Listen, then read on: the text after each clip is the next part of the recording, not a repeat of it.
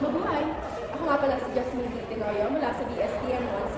So ngayon, itutuloy ko ang discussion tungkol sa kung anong meron ang Region 4A Calabarzon Region. Tara, samahan niyo ko. So, Calabarzon.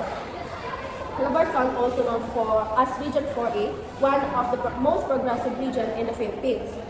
Its name represents the 5 provinces, which are the Cavite, Laguna, Batangas, Rizal, and Quezon.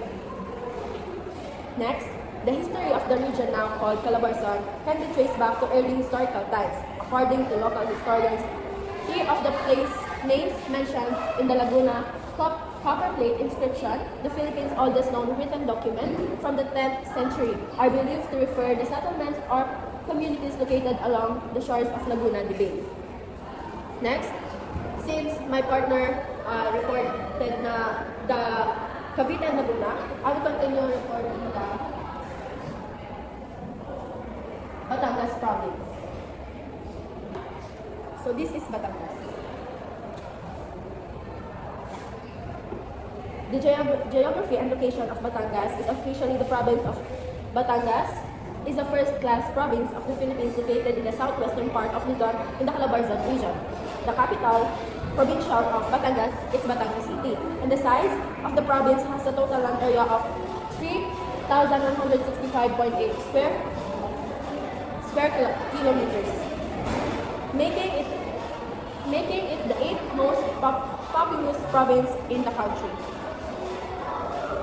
Next, a total population as determined by the 2020 census, it has a population of 1,950,459 people. The language are Tagalog and English, and the religion is Roman Catholicism.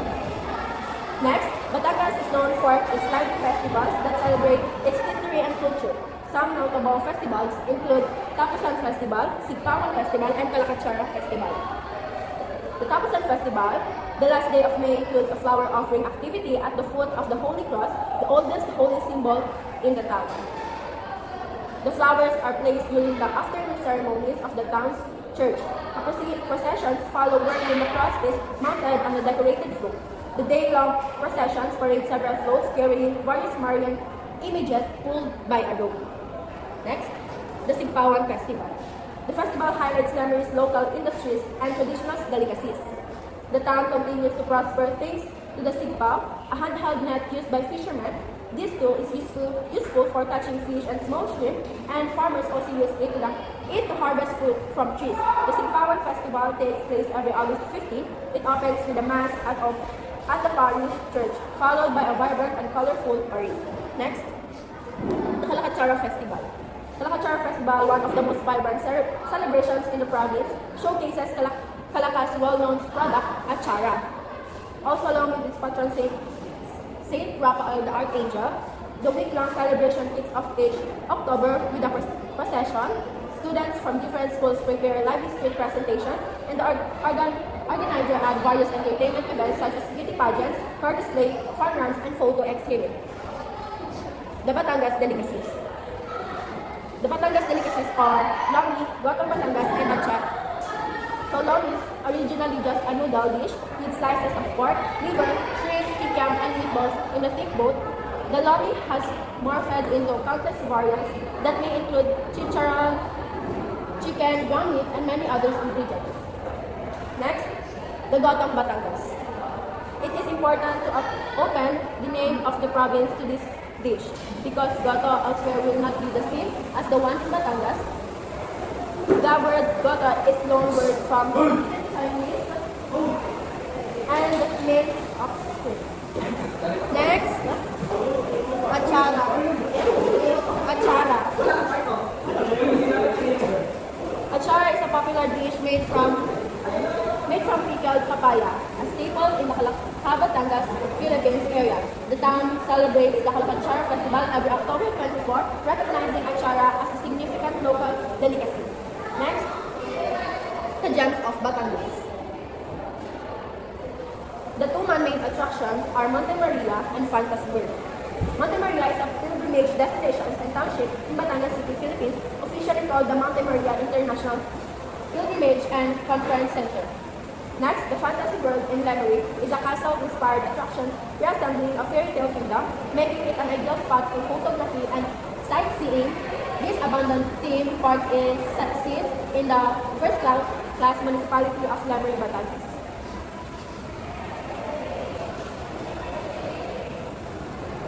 Here are the two man-made attractions, the Monte Maria and the Fantasy World. Next is the two natural attractions of Batangas are the volcano in Taal Lake and the Fortune Island. So, Taal Lake Farm in the Talisay, Batangas area are among the most scenic natural attractions in the Philippines. Next, the Fortune Island, situated off the coast of Nasugbu, Batangas, covers around 27 hectares. It was once the upscale resort but closed in 2006 because the island lacked a reliable freshwater supply. Here are the photo of Taal volcano and the Fortune Island. So next are the historical attractions of Batangas. First is the minor basilica and parish of St. Martin of Tours and the Leon and Gallicano Apacible Museum. So first, the minor basilica and parish of St. Martin of Tours, more widely known as Taal Basilica, is located in the town of Taal, under the Archdiocese of Lipa. Next, the Apacible Museum is founded in Taal, Batangas, is a historical site that highlight the lives of the Apacible brothers who were influential in the Philippines fight for independence.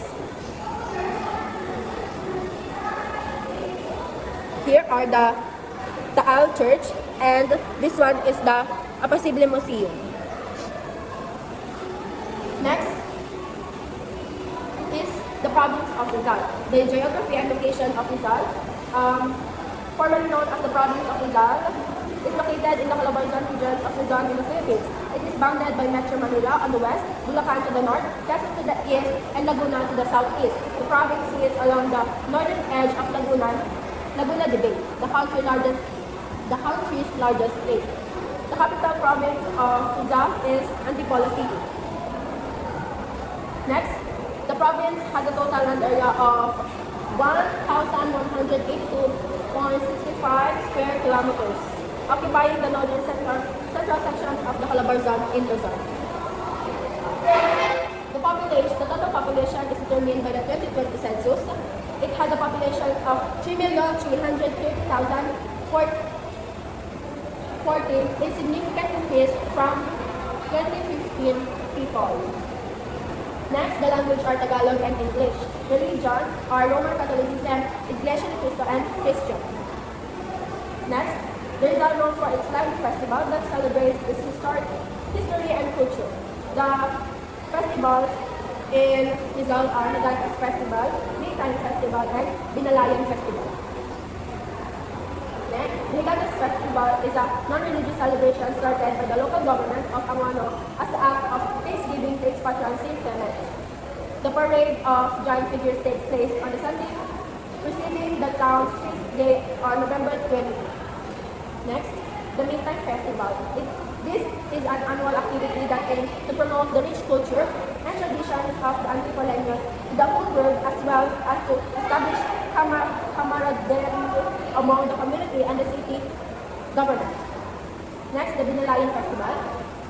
Binalayan Festival is binangonan as a nestle of lake or lawa, and bamboo or kawayan introduced to the world is binangonan sa lawa at kawayan or binalayan. Festival which mirrored its various historic, pulsating, and highly entertaining celebration which showcases bamboo products and or marine merchandises exclusively made at the leading edge of Binangonan's culture and economy.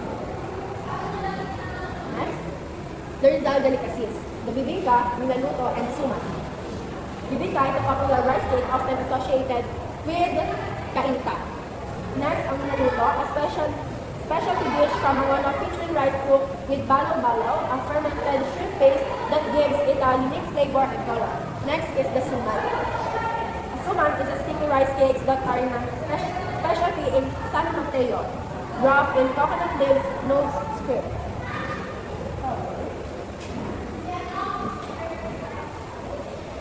Next, Next are the gems of Rizal. Here are the two man-made attractions of Rizal: the Art Sector Gallery and Chimney Cafe, and Pinto Art Museum. The Art Sector Gallery and Chimney Cafe, located in East Ridge, Dinawan, Rizal. This modern art gallery offers breathtaking views of Laguna de Bay and Metro Manila while showcasing local artworks. The next one is the Pinto Art Museum, found in Grand Heights Subdivisions, Antipolo City, Rizal.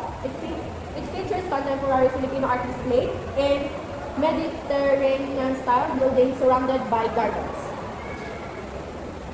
Here are the pictures of the two man-made attractions. Next, the two natural attractions of Rizal. The first one is Hinulungang Taktak, and the second one is the Mount Dalatitan and Timipak River.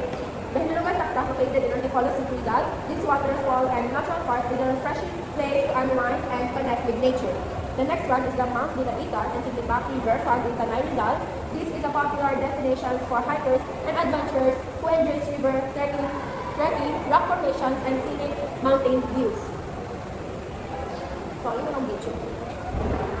Here. And the last is the historical attractions of Rizal. The first one is Antipolo Cathedral, and the second one is Angano Petroglyphs. The Antipolo Cathedral, or National Shrine of Our Lady of Peace and Good Voyage, located in Antipolo City, Rizal. It is one of the most visited pilgrimage sites in the country. The next one is the Angano Petroglyphs, found in Binawan, Rizal. This site features ancient rock carvings believed to date back to 3000 BC, making it the oldest known artwork in the Philippines.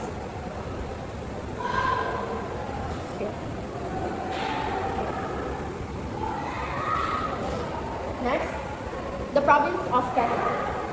The geography and location of Quezon features a varied landscape made up of mountains, coastal lowlands, valleys, and swampy areas. Its terrain is largely shaped by the Sierra Madre mountain range and the active Mount Banahaw. Situated at the Calabarzon region of Laguna and of Luzon, the province is surrounded by multiple neighboring provinces and faces the Pacific Ocean on its eastern side. The province capital is Lucena City. The province is a large area of about 8,743.84 square kilometers and is home to diverse landscape from beaches on its coast to forests and the mountains. The population, as determined by the 2020 census, it has populations of 1,150,459 people. The languages are Tayaba, Tagalog, Bicolano, and Ingles. The religion are Roman Catholicism, Protestant, and Islamic. And Quezon is known for its lively festivals that celebrated history and culture. The festival of Quezon are Pahiyas Festival, Liyug-Yugan Festival, and Pasayahan Festival. The Pahiyas Festival, every day, this festival invites guests to admire the vibrant decorations displayed on houses throughout the town. Next, the Liyug-Yugan Festival.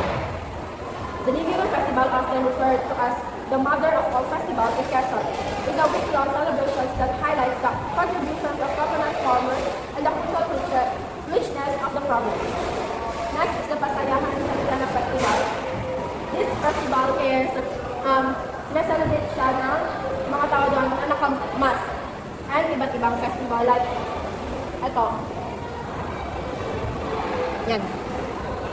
Next, the Quezon delicacies are pancit habhab, adobo sa puti, and chami. The pancit habhab, a noodle dish from Lukban served on a banana leaf, traditionally eaten without utensils. Next, adobo sa puti, a white adobo cooked without soy sauce. The chami, a stir-fried noodles dish popular in Lucena City. The gems of Quezon. Here are the two man-made attractions of Quezon. First one is Kamay-ni-Asis Shrine and Balesin Island Resort. Kamay-ni-Asis Shrine, located in Lukban, Quezon. This is the famous pilgrimage site known for its 50-foot statue of Jesus Christ on the top of a hill. Next, the Balesin Island Resort, found in Colilo, Quezon. This luxurious private island resort features areas inspired by famous international destinations like Bali, Greece, and France.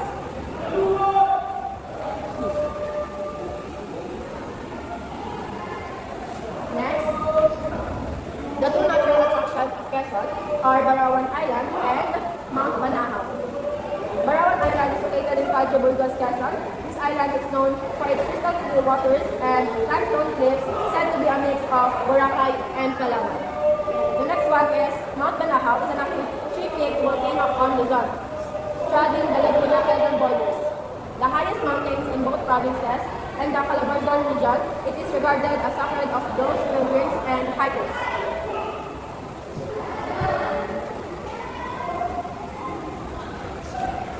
Next is the two historical attractions of Quezon. First one is the Tayabas Basilica or Minor Basilica of St. Michael the Archangel and the Malagonlong Bridge. The Tayabas Basilica, located in Tayabas City, Quezon, it is one of the oldest and most beautiful Spanish-era churches in the Philippines. The next one is Malagonlong Bridge, found in Tayabas City, Quezon. This 19th century stone bridge built during the Spanish period is a national cultural treasure for its historical and architectural views. Architectural value.